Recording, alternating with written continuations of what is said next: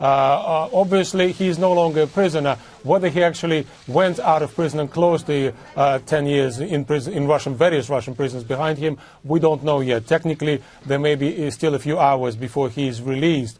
And yes, the humanitarian grounds are quite obvious. We know that Khodorkovsky's mother is very ill. She may not have lived to see the day when Khodorkovsky was about to be released in August next year. But many Russians question whether this is indeed the real motive. What about the risk that President Putin is now running in releasing him? Because a couple of months ago, extraordinarily from that penal colony up in Karelia, Khodorkovsky wrote an amazing piece in which he criticized an irremovable, out-of-control central power losing the ability to adapt to an ever more changing world. In other words, he still wants to criticize the system, Khodorkovsky.